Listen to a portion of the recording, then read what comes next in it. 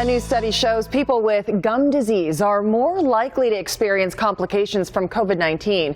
Dr. Kami Haas joins us now to explain the correlation. Well, good morning to you, doctor.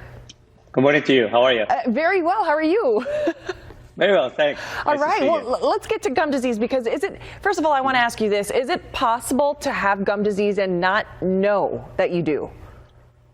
Great question. In fact, yes, gum disease is called many times the silent killer or the silent epidemic, and that's because, unfortunately, most gum disease is actually painless. So it can go on for months or even years without getting a diagnosis. So it's really important that you visit the dentist to make sure it's diagnosed. Oh my goodness, that can be frightening, especially if it's not hurting, because sometimes, and I am guilty of this, sometimes I don't even make it into the dentist's office until it starts hurting. Sure. So making sure that you're getting your annual checkups and whatnot.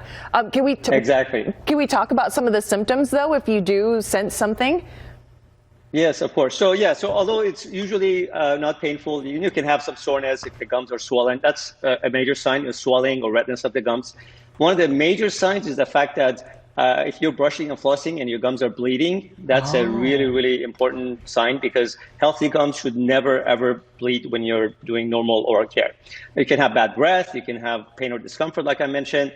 At very more advanced stages, when you have some receding gums and bones, you can have tooth sensitivity, you can have loosening of the teeth, you can all of a sudden start saying that, oh my God, I didn't have these gaps between my teeth, now I have it, or my teeth are starting to crowd up. And of course, at even a more advanced stage than that, you can start losing your teeth. In fact, that's the number one reason why people lose their teeth over time. Oh my goodness. Oh, okay. Yeah. So now, when we were talking about this in the meeting yesterday, I was like, oh my goodness, I know that oral health, oral hygiene is very important. And now you're saying that there's this correlation, right, between gum disease and higher rates of coronavirus complications. Can you talk a little bit about that?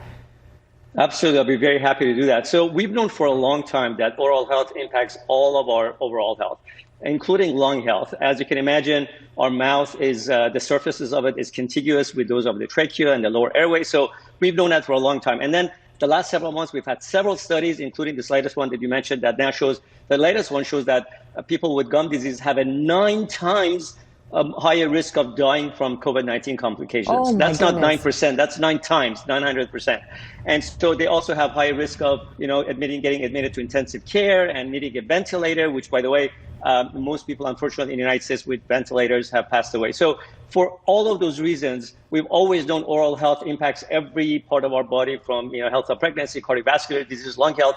But now we know for sure, because now we've had several studies to prove this, that lung health is, oral health is significantly correlated to the COVID-19 complications. These numbers, Doc, I don't know about you, but to me, it's astonishing. I have to pick up my jaw from the floor. Staggering. Can we show the numbers again? We were just showing this full screen.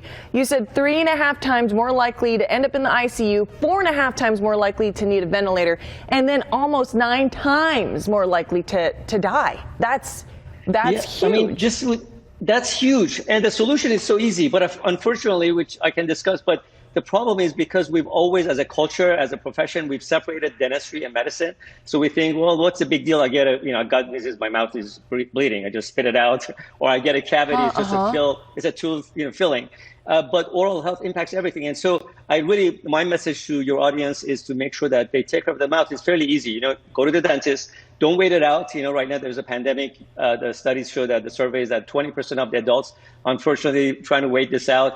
40% of kids, there was a survey that was just recently released, that parents are avoiding the dentist for them. So if before you were kind of hesitant, just remember, going to the dentist is very, very safe. Since the dental office has been open, the dental office is probably one of the safest indoor places.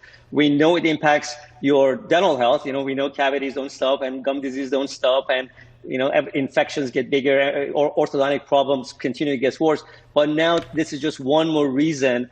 If anything else couldn't convince you, this should convince you that you should take care of your mouth, go to the dentist, make sure you take your mouth at home as well. Listen, Dr. Haas, I'm texting my dentist right now. When can you get me in? So I guess that's the most important thing, is that we want to make sure that we are getting checked out by our dentist. So let's make sure that we do that. Dr. Haas, I do appreciate your time. Thank you so much for joining us this morning. Thank you. Thank you very much. Be safe.